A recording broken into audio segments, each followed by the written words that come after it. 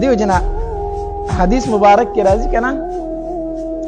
نبی علیہ الصلوۃ والسلام یو غزا ته تللی و نو په دغه غزا کې د نبی علیہ الصلوۃ والسلام سره منافقین هم شرکت کړل هغه مشهور منافق چې دی کوم عبد الله بن ابي بن سلول رئیس المنافقین چې ورته ویل شي د منافقین سردار دا عبد الله بن ابي بن سلول هم په دغه جنگ کې شریک شوی ګوره منافق ته نبی علیہ الصلوۃ والسلام ته ډیر زیات تکلیفونه د لاس رسیدلي خو د نبی علیہ السلام سره په غزاګانو کې شرکت وکړ دیم په دغه غزا کې نو البته دوه صحابه کرامو جنگ وشو یو مهاجر صحابي او یو انصاری صحابي وو په هغه او بکول باندې جنگ وشو چې تا زمانه ولې مخکې هغه او بکړه په دې باندې جنگ وشو د دوه صحابه کرامو یو مهاجر او یو انصاری هغه مهاجر صحابي راولګي دغه انصاری صحابي باندې گزارو کو هغه زخمی کو هغه انصاری صحابي چې زخمی کو هغه انصاری صحابي आवाज وکړ خپل قوم ته اے انصارو راشه زما ته پوسو کوي دلته مهاجر صحابي چې هغه خپل قوم ته आवाज وکړ راشه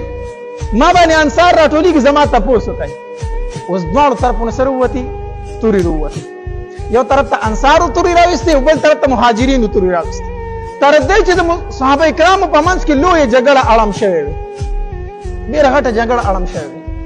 اوس دا حالت دغه منافق ولید کنه عبد الله بن ابي بن سلول رئيس المنافقين دغه مقفل اسوره چې مقفل اسوره دوی بس دا مکړه دوی داسې چللې زمونږ انصاری صحابي والے دي مهاجر صحابي گزار پکړه دي نو د خلینو ډیر سپک الفاظ وستل دی عبد الله بن ابي بن سلول نه دی ډیر سپک الفاظ دوی پیدا خو تاسو راوستل د مکینا او په مدینه منوره کې په خپل سر د پاسه کېنولو او ډوډۍ خو لور کړی نو ځان ته خو سار بکړو دا مهاجرین تاسو ځان ته سار بکړو اوس به تاسو گزارونه کوي دا الفاظ او دا الفاظ وی لئن رجعنا الى المدينه ليخرجن الاعز منها الاذل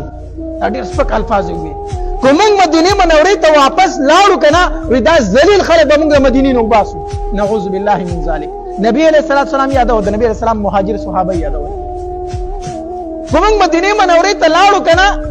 نو دا موږ دوی له ځای ورکړې دي دوی به د مدینه منورې نو باسو مکې ته به شړو واپس دا خبري وکړه ډیر سپک الفاظ استعمال او دا غرض یو چې نبی علیہ الصلوۃ والسلام او دا مهاجر د مدینې نه لاړ شي بیا به زما مشری راشي بیا به خلک ما مشرو غني دا غرای په ځړه کې و دا چې صحابه کرامو د دې منافق دا خبري ووري دي کنه نو سوچ وکړو چې او خو مونږ غلطي وکړه مونږ څه وکړه غلطي وکړه دلته کې نبی علیہ الصلوۃ والسلام خبر شو نبی علیہ الصلوۃ والسلام ته خبر را رسیدو چې مهاجر او انصار په بل پسې توري لستري دي نبی علیہ السلام راغې حدیث مبارک کې راځي د نبی علیہ السلام د مخ مبارک دارنګ تک سور شوی د غصې نه دارنګ تک سورو نبی علیہ السلام فرمایل وی دا زه جهالت ناره اورما چې یو خپل قبيله ته आवाज کوي بل خپل قبيله ته आवाज کوي او نبی علیہ السلام دین ناره ته بدبودار ناره ویلا خپل قوم ته आवाज کول دا خو بدبودار ناره دي مسلمانان خو ټول ورونه دي اسلام خو د مهاجر او د انصاری دا فرق ختم کړی دی تاسو خو ټول ورونه یې تاسو څنګه قومونو ته आवाजونه کوي په اسلام کې ډله‌بازي نشته ده ښا په اسلام کې نسبګيري ډله‌بازي دانشتره چې ته ګناه کې خپل نسب زمون خلک وایي کنه زمون خلک دا خبره کوي کنه یاره خپل ناروا وسر ده خو سوګم نسبګيري ده وته ته نشم اب پښتو متل وي د قام سره غرق خای موږ دا وایي کنه د قام سره غرق خای ځان لشته خنای دا ته چا وایي د قام سره غرق خای دا غلط خبره ده قام دی په ګناه کې اخته ده نو ته په ګناه کوي نه دا نسبونه چې دي کنه دا الله تبارک وتعالى د پہچان د پاره ګرځولې دي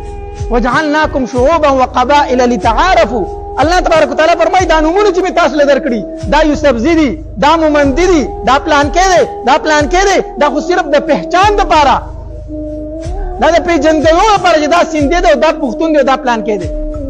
دا الله په نسبانه غوره انسان تقوادار دی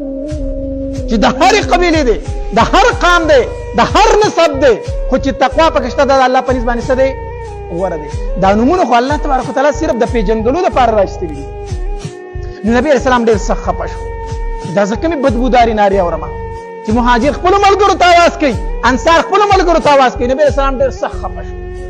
دلته صحابه کرام پوه شو چې او دا خو مونږ غلطي وکړله په خپلو کې خو جنګ آرام کو منافقینو ته مونږ په لاس باندې ورله د عبدالله ابن ابی بن سلول د خبرو ته وګوره که نه دا دې څه وایي یو صحابي راغی نبی علیه الصلاة والسلام ته دا خبر راورسو د ماما په واسطې سره دا عبدالله ابن ابی بن سلول نه دی دا خبره وکړه که مونږ مدینې منورې ته لاړو که نه نو دا ذلیل خلک به مونږ مکې ته واپس شو نبی علیہ السلام رښتیا دا خبره وکړه او د الله پاک پیغمبر ماته په خپل واوریدل نبی اسلام د عبد الله ابن ابی بن سلول وغوښتو الکه تا رښتیا دا خبره کړې ده تا رښتیا داسې ویل چې دا ذلیل خلک به موږ باسو نو منافق څه ته وایي منافق دوه جبې انسان ته څه ته ویلی شي دوه جبې انسان نو دا خو منافق و که نه د نبی علیه السلام ته وایي نه زه ستاسو شان متعلق دا خبره کولی شم نه دا ما نه دي ویلي او قسمونه یې وکړو چې قسم په الله کو ما دا خبره کړي قسمونه وکړو نبی علیہ السلام دا ځوان صحابي وغوښته که نه ډېره رټنه یې ورته وکړه ګوره دا دومره مشر سړی دی تا په ده باندې دروغ جوړ کړو هغه دا خبره نه ده کړه قسمونه کوي ته وایي چې دی ویلي دي دا نوجوان صحابي وایي که نه وایي قسم په الله چې زما زړه ته کم درد راورسېده که نه ما چې زه په دې دنیا اړو موجود نه وي چې زه سره اړو موجود نه وي ګوره د نبي علیه السلام په نظر کې زه دروغجن ښکاره شوم ما ته نسبت د دروغ وشو سم خفه ومه خو چې په سفر را روانو که نه زه به د نبي علیه السلام خواته کېدم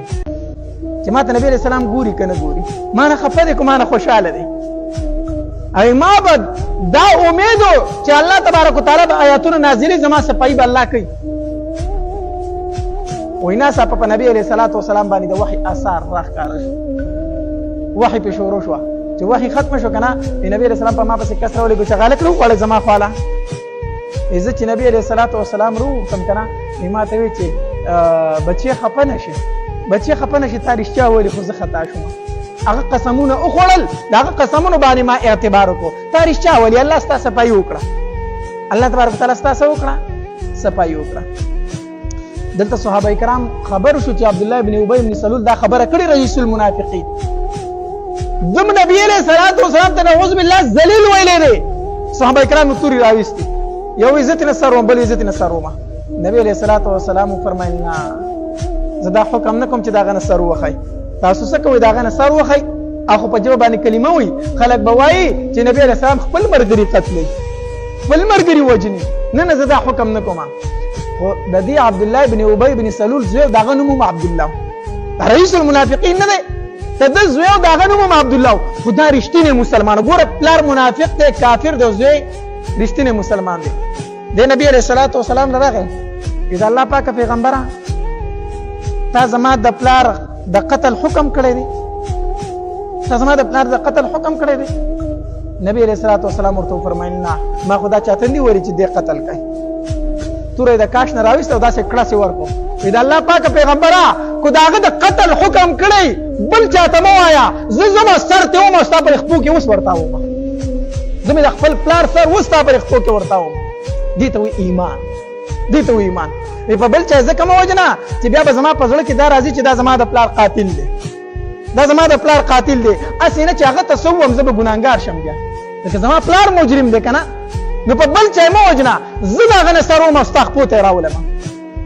نبی علیه الصلاة والسلام ورته وفرمایل نه زه په چا باندې پلاران نه وژنم ما د هغه د قتل حکم نه دی کړی ګوره بیا دا عبدالله بن ابی بن سلول را روان دی رئیس المنافقین خو چې کله مدینې منورې ته رانږدې شو که نه دا زوی یې لاړ د عبدالله رضی الله تعالی دا پوخ مسلمان چې دی دا زوی دی لاړو او ده د اوښ مواري ونیو او اوښ یې ورله کېنو چې کېنو پلار یې د ګرېوان نه ونیو وایي راکوش د اوښ نه یې راکوس کړو هغه ورته وایي عبدالله ولې خیر دی ګوره دا وایي داسې پلار زوی و که نه چې د دوی دواړو یو بل سره ډېره زیاته مینه وه بعضې زامن داسې چې د پلار سره ډېره زیاته مینه لري که نه الله دې ټول زامن داسې مونږ ته نصیب کړي چې پلار سره مینه لري بعضې ترې نه لرې تښتي نو دا پلار زوی داسې چې د دوی د یو بل سره ډېره زیاته مینه و په یو بل ډېر مینه خو چې دې عبدالله دا پلار د دې ګرېوان نه ونیو د دې اوښ نه یې راکوس کړو که نه هغه ورته وایي عبدالله ولې خیر دی ته خو زما بېعزتي کوې زوی مې نه یې زوی دی ما تا خو ما سره ډېره مینه نه ده. وی ولې نه پلاره ډېره زیاته مینه در سره کوم، حقیقت دی چې مین در باندې ما.